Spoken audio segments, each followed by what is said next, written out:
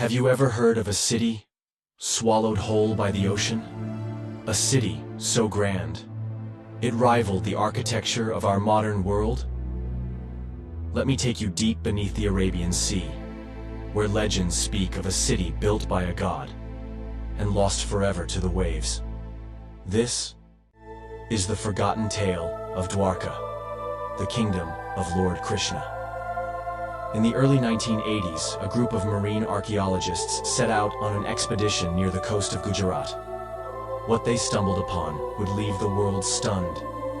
Deep under the surface, among the coral and shadows, lay structures no one imagined finding. Long stone walls, symmetrical pathways, massive pillars, and foundations of buildings laid out with astonishing precision. Could these underwater ruins be more than just an accident of nature? Some believe they are the remnants of a mythical city described in ancient Hindu texts. A city said to be built by divine hands. A city known as Dwarka, the legendary home of Lord Krishna. According to ancient scriptures like the Bhagavata Purana, after slaying the tyrant King Kansa in Mathura, Lord Krishna became the protector of the Yadava clan. But peace was short-lived.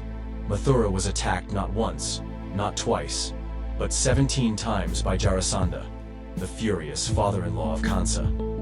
To protect his people, Krishna made a bold decision to leave Mathura and build a new, invincible city far from enemy hands. But where could such a city be built? Krishna turned to the sea god for help. Through deep meditation and prayer, he requested land amidst the waters. Pleased by Krishna's devotion, the sea god granted him 12 yojanas, that's nearly 100 kilometers, of land, rising from the ocean itself. On this divine land, the celestial architect Vishwakarma began his masterpiece, Dwarka. And what a marvel it was.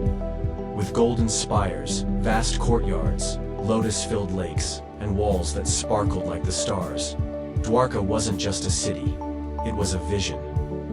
At its heart stood Krishna's palace, said to be so radiant that even the sun looked dim in comparison. Krishna transported his family and his entire clan to this new utopia. From there, he governed a prosperous kingdom while also playing his crucial role in the epic Mahabharata as Arjuna's charioteer and guide.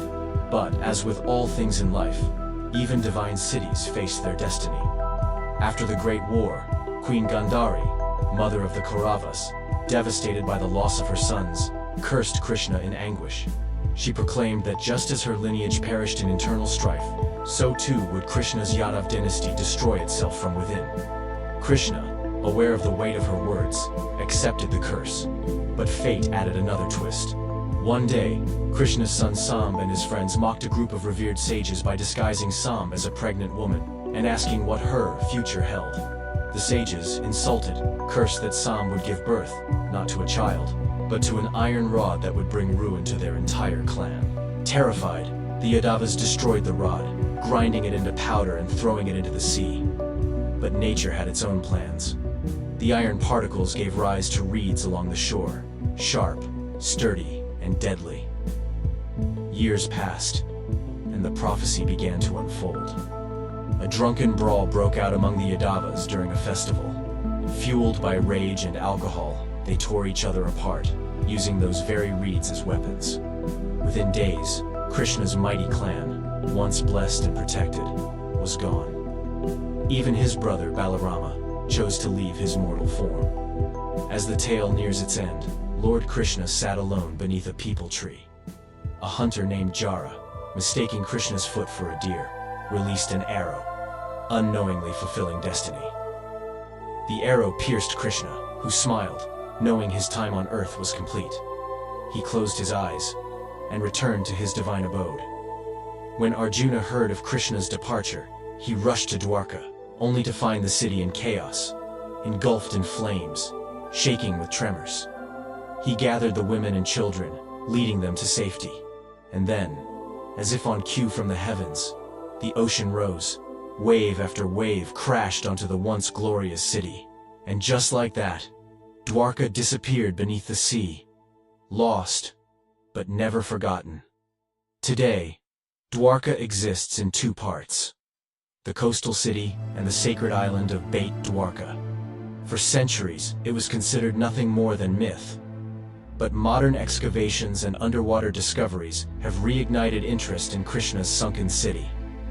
Whether you believe it to be history or legend, the story of Dwarka is a powerful reminder of how even the greatest cities can be swept away, leaving behind echoes in the waves.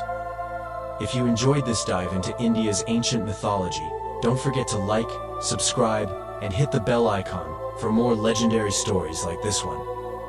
Until next time, keep wondering, keep exploring.